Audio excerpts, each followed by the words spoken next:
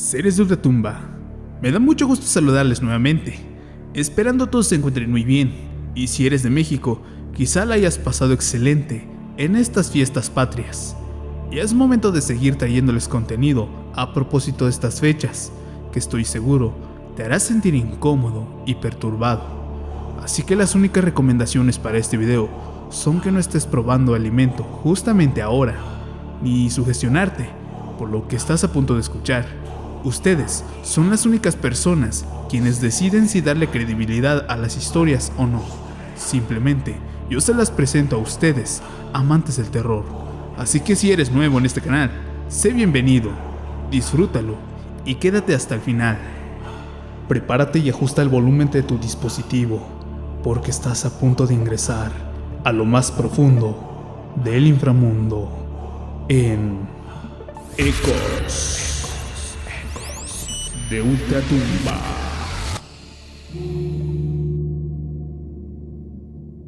Soy policía de la Ciudad de México y bueno, me gustaría compartir ese algo que leí como a mediados del 2005, algo que en esas fechas me sigue causando escalofríos.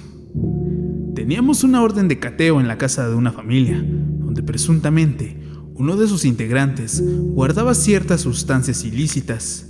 Muchos compañeros y yo revisamos todo el lugar, cuarto por cuarto, bajo los colchones, y lo que se me ocurrió a mí, revisar hasta detrás de los cuadros.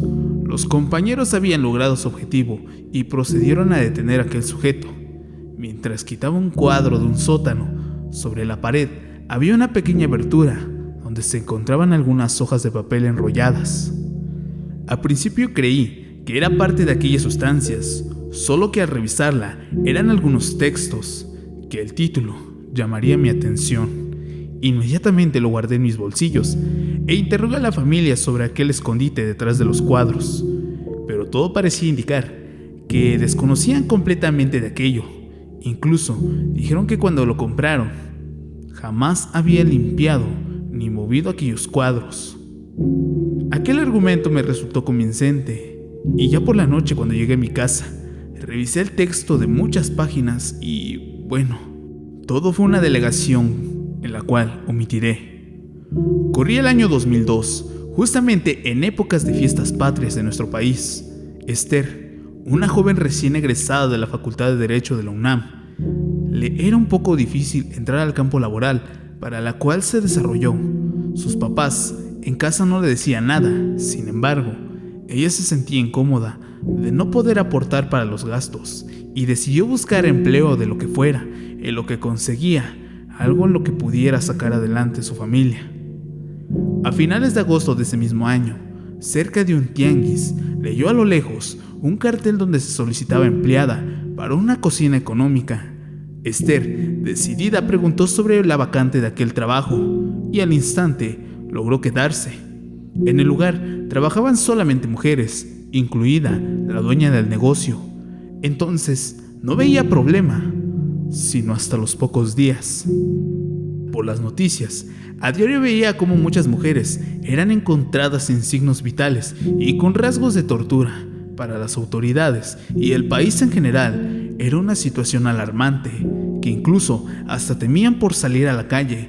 Y como era de esperarse, esto preocupó mucho a Esther. Noche tras noche la invadía la preocupación de que fuera ella o su madre la siguiente víctima, que incluso pensó seriamente en dejar el trabajo y quedarse nuevamente en casa, pero por los gastos familiares hacía que nuevamente cambiara de perspectiva. Cuando llegaba al trabajo preguntaba a sus compañeras que cómo veía la situación que estaban viviendo las mujeres cerca de ahí. Dichas compañeras también se notaban preocupadas, incluso algunas iban a recogerlo sus familiares cada que salíamos. Transcurrían los días y los casos se incrementaban hasta que habría llegado septiembre. En los noticieros comenzaron a hablar de las fiestas patrias que se llevarían a cabo en el centro del país. La atención se habría desviado un poco y por sorpresa, en el barrio tampoco se hablaban de más de estos casos. Esther y muchas otras mujeres habían encontrado un poco de calma para que pudieran llevar a cabo sus actividades sin problema alguno. Doña Paquita, la dueña del lugar, reunió a sus empleadas para platicarles sobre una convivencia que quería hacer para el 16 de septiembre, donde asistirían muchos tianguistas del lugar y pasarla bien en épocas mexicanas. Ella mencionaba a Esther que es algo que iba haciendo año con año y siempre el menú en cuanto a comida se refería era distinto, solo que para ese año les tocaría hacer pozole. Al paso de los días se realizaron reuniones en el lugar para organizarse y llevar lo que les correspondiera a cada uno. El día 15 les dio el día libre y cada quien la habría pasado con su familia. Incluso asistieron al tradicional grito de independencia. Aquella joven habría regresado temprano para que a la mañana siguiente fuera a su trabajo para cocinar y tuviera todo listo antes de la noche, porque en sí sería una gran cantidad de comida que ella junto a sus compañeras prepararían. Para sorpresa de Esther, nadie había llegado aún en el lugar más que la patrona, y eso que generalmente acostumbraba a llegar tarde. Ahora habría sido todo lo contrario, solo que en primera instancia Esther la vio un poco cansada acomodando bolsas y cortando la carne. Ella hizo lo suyo y comenzó a trabajar en el preparativo del pozole. Sus otras compañeras llegaron un poco más tarde, sin embargo, estaban más que listas para ayudar. Aquella joven describe que mientras estaban cocinando, los olores eran muy extraños, imposibles de describir. No olía como en días anteriores. Sin embargo, ella siguió trabajando, solo que uno de los detalles que relataba, que la señora Paquita no dejaba que ingresaran a donde ella estaba cocinando la carne, que se encargaría personalmente de la cocción.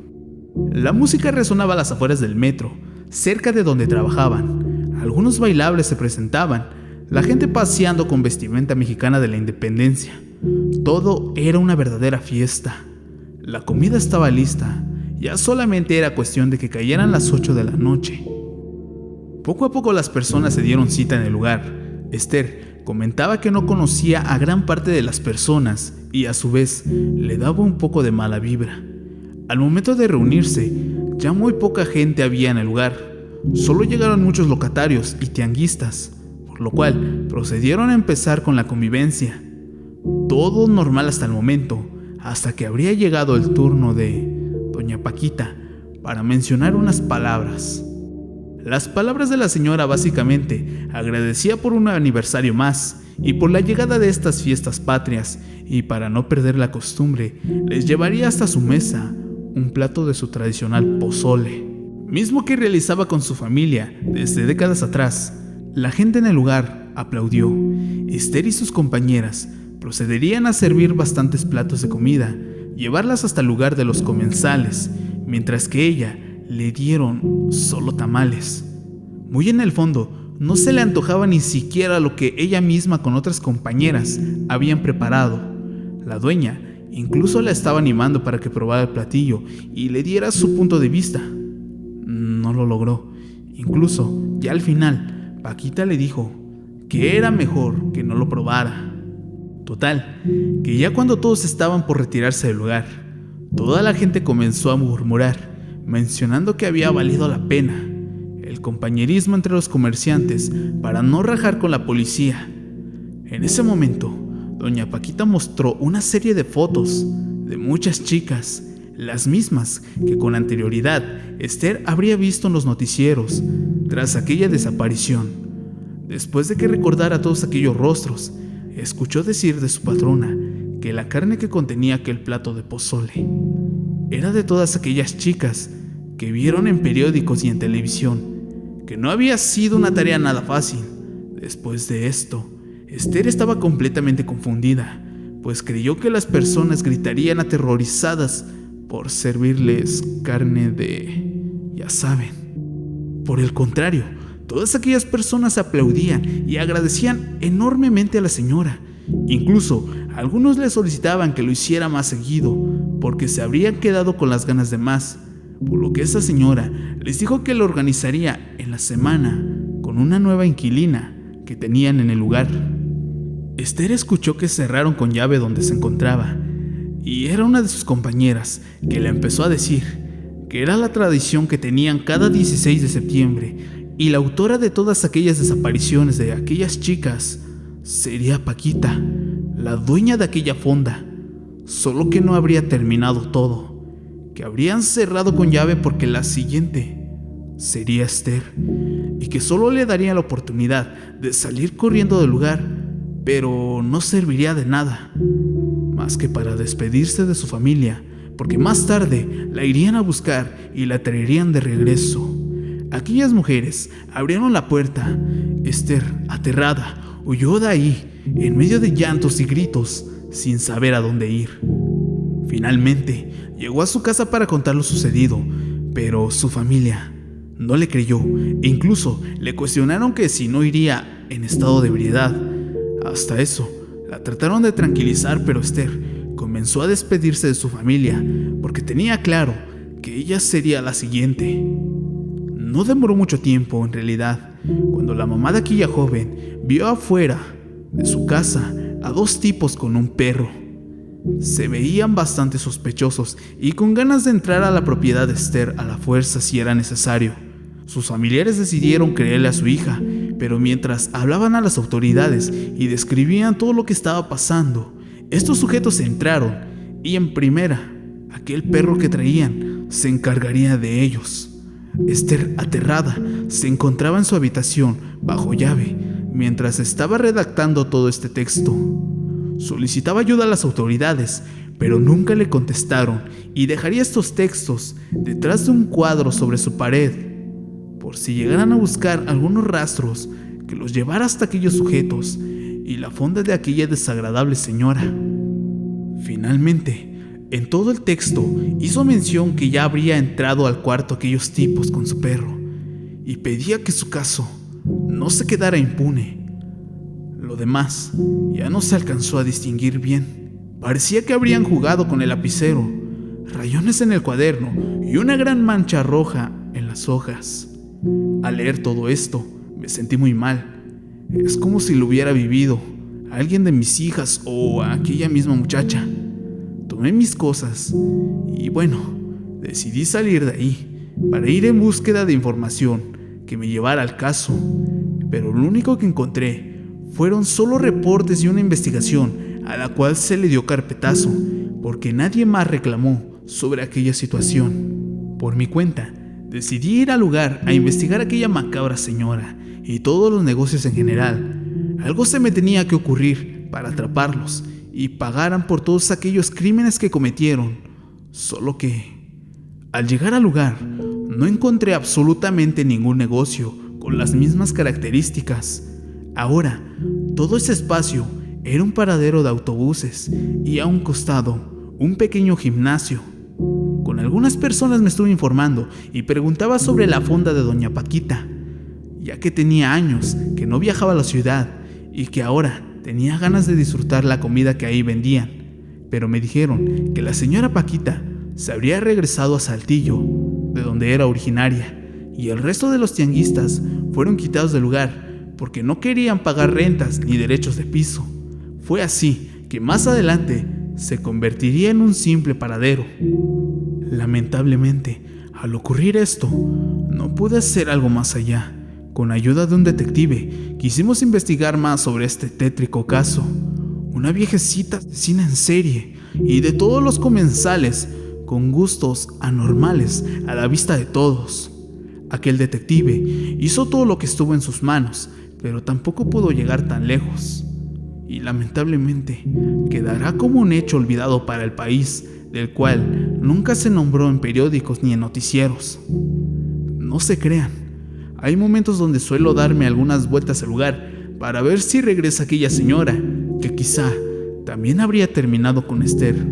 Al final de leer aquel texto tan largo, y pude llegar a ellos, pero sí me temo que existen más casos como estos en la ciudad. Pero las preguntas son, ¿por qué exactamente 16 de septiembre? En una fecha demasiado representativa para los mexicanos. Ahora que paso por el centro y veo a mucha gente comiendo en la calle o en establecimientos, me llegan malos pensamientos de que también algo realmente tétrico se esconde en los alimentos. Con Con esta historia finalizamos el video del día de hoy, en el especial de Fiestas Patrias. Probablemente no lo esperabas y tal vez, como aquel policía, te dejará pensando ciertas cosas cuando veas a alguien comiendo en la calle. Escribe en los comentarios qué te ha parecido, ya que esto aún no termina y más historias se vienen en los próximos días. Al mismo tiempo, invitarte a suscribirte al canal, activar la campanita de notificaciones en donde dice todas, para que YouTube te notifique cuando suba un nuevo video. También, sígueme en mis redes sociales, donde estaré compartiendo contenido adicional. Gracias por estar en lo más profundo del inframundo. Nos vemos en una próxima entrega en Ecos de Ultratumba.